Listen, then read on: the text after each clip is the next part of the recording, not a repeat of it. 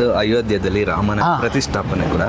ನಾನು ಅದ್ರ ಬಗ್ಗೆ ಆ ಥರದ್ದು ನಾನು ಹುಟ್ಟಿ ಬೆಳೆದಿದ್ದು ರಾಮದೇವ್ರ ಗುಡಿ ಬೀದಿ ಫಸ್ಟ್ ಇದ್ದಿದ್ದು ನಾನು ಕಡೂರಲ್ಲಿ, ಆಯಿತಾ, ಅದೊಂದಿದೆ ನನಗೆ. ಆಮೇಲೆ ನಿಮಗೆ ಗೊತ್ತಿರಲಿ, ನಾವು ಇಂಡಸ್ಟ್ರಿಗೆ ಎಂಟ್ರಿ ಕೊಟ್ಟಿದ್ದು ರಾಮರೇ ಅಂತ. ಹೌದು.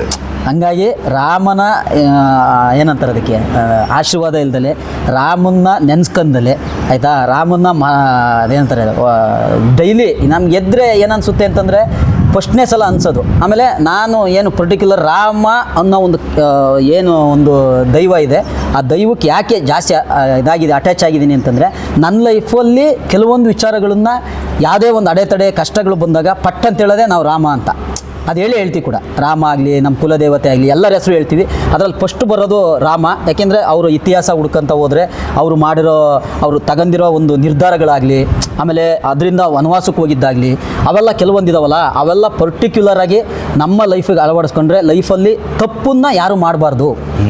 ಅಂದರೆ ಆಮೇಲೆ ಒಂದು ಫ್ಯಾಮಿಲಿ ಅಲ್ಲಿ ಎಲ್ಲ ಇದೆ ನೋಡಿ, ನಿಮಗೆ ಫ್ಯಾಮಿಲಿ ಇದೆ, ಅಪ್ಪ ಹೇಳ್ದಂಗೆ ಕೇಳಬೇಕು, ಅಪ್ಪನ ಆಜ್ಞೆನೇ ತಪ್ಪು ಸರಿ ಅನ್ನೋದಲ್ಲ ಮ್ಯಾಟ್ರಲ್ಲ, ಅಲ್ಲಿ ಅಪ್ಪನ ಆಜ್ಞೆ ಪಾಲಿಸ್ಬೇಕು, ಆಯಿತಾ. ಆಮೇಲೆ ಹೆಂಡತಿಗೆ ಎಷ್ಟು ಗೌರವ ಕೊಡಬೇಕು, ಆಯಿತಾ. ಆಮೇಲೆ ತಮ್ಮ ಎಷ್ಟು ಅವರಿಗೆ ಇದಾಗಿತ್ತು, ಅಣ್ಣಗೆ ಎಷ್ಟು, ಹಾಂ, ಅಂದರೆ ನಿಮಗೆ ಪ್ರತಿಯೊಂದು ನೀವನ್ನೆಲ್ಲ ಕೇಳ್ಕೊಂತಾನೆ, ಇದನ್ನು ಓದ್ತಾನೆ ನಾವೆಲ್ಲ ಬಂದಿರೋದ್ರಿಂದ. ಆಮೇಲೆ ನಾವು ಹುಟ್ಟಿ ಬೆಳೆದಿದ್ದು ರಾಮದೇವ್ರ ಗುಡಿ ಬೀದಿ ರಾಮದೇವ್ರ ಗುಡಿ ಬೀದಿ ಅಂತಲೇ ನಾವು ಅಲ್ಲಿ ನನ್ನ ಬಾಲ್ಯ ಕಳೆದಿದ್ದು ಅದೇ ರೋಡಲ್ಲಿ, ಆಯಿತಾ. ಇವತ್ತೇನು ಬಾಲರಾಮನ ಪ್ರತಿಷ್ಠಾಪನೆ ಮಾಡ್ತಿದ್ದಾರೆ, ನಾವು ಬಾಲ್ಯ ಕಳೆದಿದ್ದು ಕೂಡ ರಾಮದೇವ್ರ ಗುಡಿ ಬೀದಿ ಅಂತ.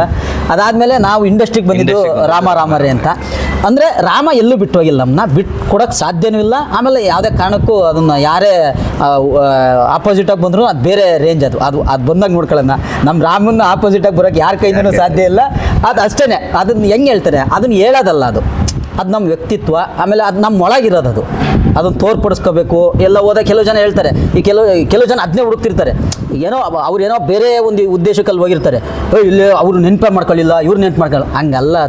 ಅದೊಂದು ಭಕ್ತಿ, ಅದೊಂದು ದೈವ ನಮ್ಮದು, ಆಯಿತಾ. ಅದು ನಮಗೆ ಹಾಕ್ಕೊಟ್ಟಿರೋ ಒಂದು ದಾರಿ, ಅದನ್ನು ಯಾರೂ ಮರೆಯಲ್ಲ ಸರ್. ನನಗೆ ಗೊತ್ತಿದ್ದಂಗೆ ರಾಮ ಅನ್ನೋದೇನು ಪದ ಇದೆ, ಅದನ್ನು ಯಾರೂ ಯಾವುದೇ ಕಾರಣಕ್ಕೂ ಮರೆಯಲ್ಲ. ಆಮೇಲೆ ರಾಮ ಅನ್ನೋ ಒಂದು ಆಶೀರ್ವಾದ ಆಗಲಿ, ಆಮೇಲೆ ಅವ್ರು ನಾವು ಪಠನೆ ಮಾಡೋದಾಗಲಿ, ಯಾವಾಗಲೂ ಅದು ಬರ್ತಾನೆ ಇರುತ್ತೆ, ಕೇಳ್ತಾನೆ ಇರ್ತೀವಿ. ಇದೇ ರಾಬರ್ಟಲ್ಲಿ ಒಂದು ಸಾಂಗ್ ಇತ್ತು, ಎಷ್ಟು ಚೆನ್ನಾಗಿತ್ತು ಅಂದರೆ ಹಂಗೆ ಇವತ್ತಿನ ಟ್ರೆಂಡ್ ಅದು. ಇವಾಗ ನೋಡಿ ಹನುಮಾನ್ ಇದು ಹೋಗ್ತಿದೆ ಸಿನಿಮಾ, ಅದಕ್ಕೆಲ್ಲ ಏನು ಕಾರಣ? ಅದಕ್ಕೆಲ್ಲ ರಾಮನ ಒಂದು ಶಕ್ತಿ, ಆಯಿತಾ. ಅದನ್ನು ನಾವು ಎಷ್ಟು ಪ್ರೀತಿಸ್ತೀವಿ, ಎಷ್ಟು ನಮ್ಮಲ್ಲಿ ಅಳವಡಿಸ್ಕೊತೀವಿ ಅನ್ನೋದ್ರ ಮೇಲೆ. ಹಂಗಾಗಿ ಜೈ ಶ್ರೀರಾಮ್ ಅನ್ನೋ ಒಂದು ಏನು ಪದ ಇದೆ, ಅದು ನಮ್ಮಲ್ಲಿ ನಾವು ಇರೋ ತನಕನೂ, ನಮ್ಮ ಏನು ಒಂದು ಯುಗ ಇರೋ ತನಕನೂ ಖಂಡಿತವಾಗ್ಲೂ ರಾಮನ್ನ ಭಜನೆ ಮಾಡ್ಕೊಂತ ಹೋಗ್ತೀವಿ ಹೊರತು ಅದನ್ನು ಹೇಳೋಕ್ಕಾಗಲ್ಲ. ಹೆಂಗೆ ಹೇಳ್ಬೇಕು, ಏನು ಹೇಳ್ಬೇಕು, ಏನು ಹೇಳಿದ್ರು ಕಮ್ಮಿ ಆಗುತ್ತೆ, ಎಷ್ಟು ಹೇಳಿದ್ರು ಅತಿರೇಕ ಆಗುತ್ತೆ. ಅವೆಲ್ಲ ಬೇಡ. ಜೈ ಶ್ರೀರಾಮ್ ಅಷ್ಟೇ, ಜೈ ಶ್ರೀರಾಮ್ ಅಂತ ಹೇಳ್ಬೋದು. Thank you.